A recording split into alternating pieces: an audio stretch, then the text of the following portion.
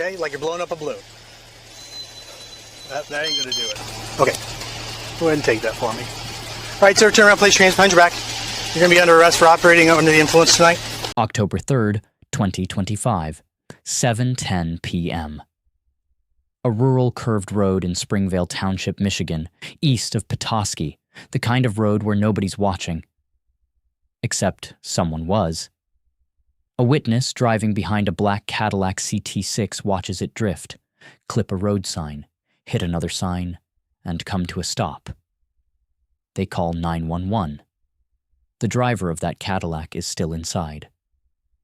He is about to tell the trooper who arrives that he has no idea what happened. That is the first of many things he will say tonight that are not true. His name is Thomas Ludington.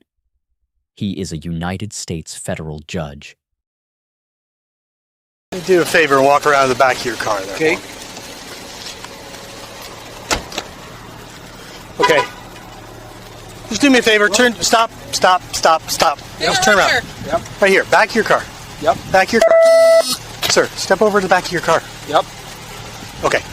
Step up. Put your butt against the back of your car. Come over Put your this butt way. right here. Okay. Okay. Perfect. What's your name? My name? Yeah. Tom. Tom, how much you had to drink today? Nothing tonight. Nothing. No. Okay. Did you take anything? You on any medications? No. Okay. Well, you were in an accident here. You struck some signs. Your vehicle was called in. You have full airbag deployment, so it tells me you struck something, right? Yep. Right. So there's something going on. Yep. All right. Do you have any head injuries? Any history of head injuries? No. No. Never been knocked unconscious? No. Okay. No concussions or anything? I'm actually a federal judge. Okay. Do you have any history of diabetes? Are you on blood thinners at all? No. Okay. All right. Are you able to see my finger right here? Yeah. Okay. You don't wear contact lenses. Usually you don't normally wear glasses? Right. Okay. Why don't you just go ahead and put your hands by your side. Take one step away from your vehicle for me. Away from your vehicle for me. Step toward me, one step. Yep. Toward me, one step. Okay. Very good. All right, sir. You're going to put your feet together for me. Yep. Put your hands by your side. Okay. You see my finger? I want you to look at my finger, okay? You're looking at me. I need you to look at my finger. Yeah. Okay? Yep. All right. I want you to follow my finger with your eyes without moving your head. Okay? You understand that? Yep. Okay. I need you to look at my finger. Yeah. All right? And follow my finger. I understand. Okay. All right. I need you to follow with my finger here. Yep. Okay? Yep. All right. You're not tracking my finger. All right, you're looking at me. I want you to look at my finger for me, all right? Yep. Look at that. Can you see the finger? Okay. Track my finger with your eyes without moving your head. Yes, sir. Okay. All right, you're moving your head. I need you to move just your eyes. All right, not doing that at all. Okay, sir. What I want you to do is I want you to imagine a straight line running from the back of your car down the hill there, okay? Yep. And place your hands by your side for me. Keep them there for me. All right. And walk. No, sir. I want you to follow my instructions. I'll tell you when to begin. All right? I want you to imagine that straight line right there. Yeah. Okay? I want you to place your left foot on that line. I want you to place your right foot in front of your left foot with your heel touching your toe. Can you do that for me? Think so? No, sir. I want you to watch my... Okay. All right, sir. I want you to just wait right here. Let's step back up against your car. I want you to lean against your car for me. All right. Lean up against your car for me. Take some of my car. So I want you to be honest with me. Tell me how much you had to drink today. Seriously, I don't think I had anything. You don't. He doesn't know how the crash happened. He doesn't know why the airbags deployed. He says he's been driving for 2 hours from Bay City, heading to his vacation home. His $2.7 million lakefront property is a few miles from where he's standing right now. He almost made it. All right. Do you have any history of driving drunk at all? Have you ever been arrested before? Nope. Okay, sir. I've dealt with a lot of people that have. Yeah, I understand that. All right. So what I'm going to do is ask you to take a preliminary breath test for me. Yep. Okay? with the request of peace officers, I'm sure you understand the state of Michigan, you're required to submit to a preliminary breath test. Do you have any questions about that? Nope. Okay.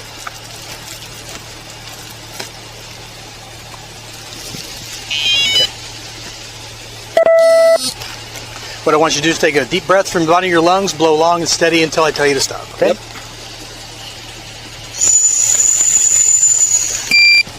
Okay, can you open your mouth for me? I beg your pardon? Yeah, can you open your mouth for me? You got gum in your mouth, don't you? Yep. Okay, go ahead and pitch that for me.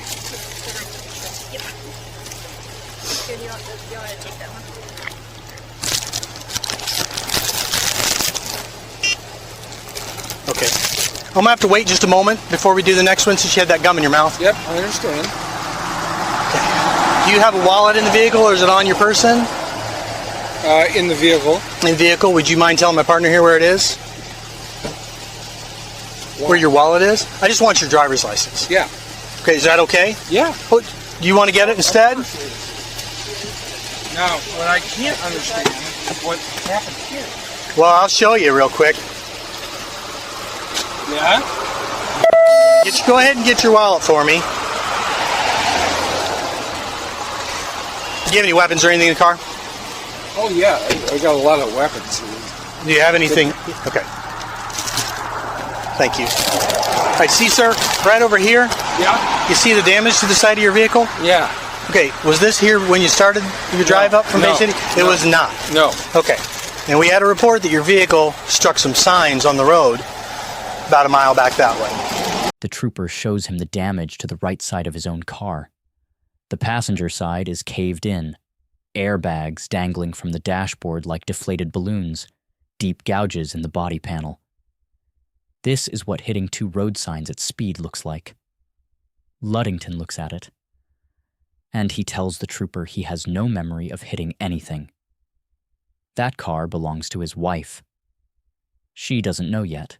When this deployed, I don't. I have no memory of that. All right, no memory of it at all.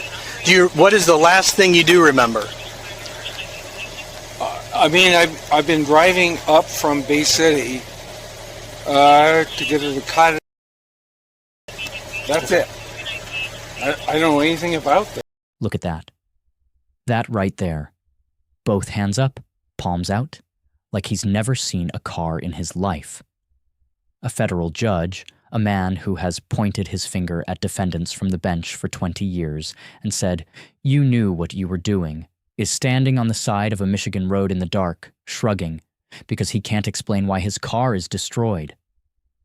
The irony does not appear to register. Hey, sir, go ahead and step back to the back of the vehicle again for me. Yep. Go ahead and step back over here for me. Yes, sir. So you don't take any medications at all? None. None. No. You haven't taken anything today? No. Okay. All right. Can you pick a number between 19 and 21 for me? I beg your pardon? Can you pick a number between 19 and 21? Yeah, it's not hard, but I mean, why? What would be? Just a question I'm trying to assess. 15. Okay. So, as you pick a number between 19 and 21, and you pick 15? Yep. Okay. All right. You're a federal judge, so I assume you have advanced levels of education? Yeah. So? Okay, sir. So you know your ABCs, right? I do. Okay.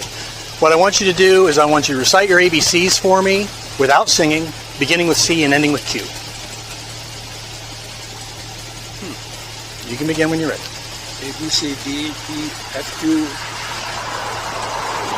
R, A, Q, A, T, S, C, R, C, T. A, B, C, D, F, U.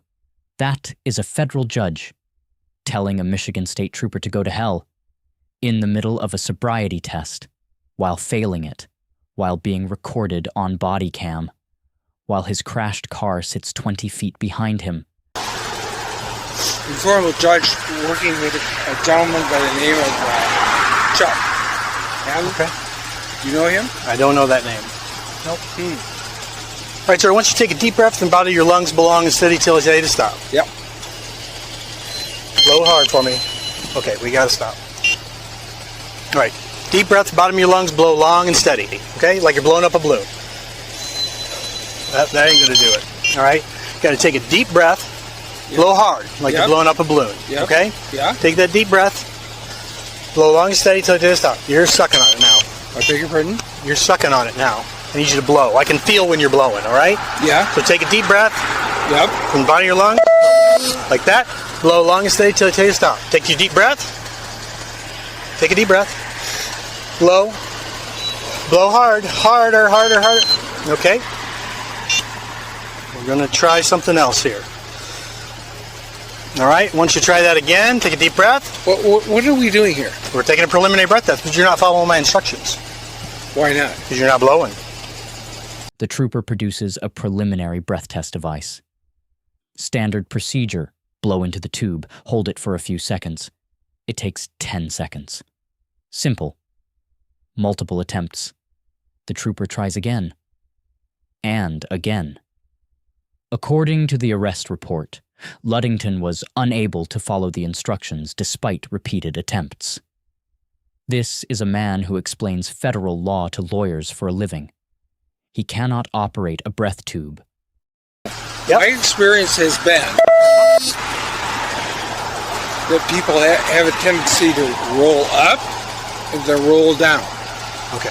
And you're always trying to figure out where they are in that process. All right. All I want you to do is blow through the straw. Right. Okay? If you don't blow through the straw, I'm going to take that as a refusal. Sure. Okay? I get it. So, will you blow for me? Yeah. Okay. And I have.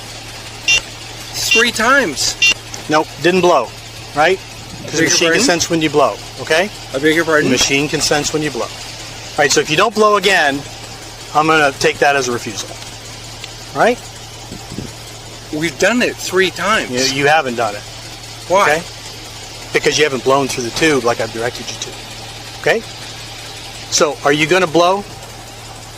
Well, I don't know what the hell you're talking about. Okay. Go ahead and take that for me. All right, sir, turn around, place your hands behind your back. You're going to be under arrest for operating under the influence tonight. I want you to interlace your fingers for me. Turn your palms together. Send both of them angry. 41 will have me on the Constitution for it. So, what the hell are you doing? I'm arresting you for operating under the influence, sir. Well, You are very clearly intoxicated. I've got the odor of alcohol coming from you, even though you say that you haven't had anything to drink today.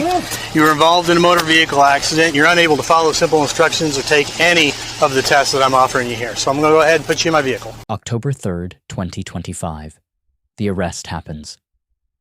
October 4th. He goes home. October 5th.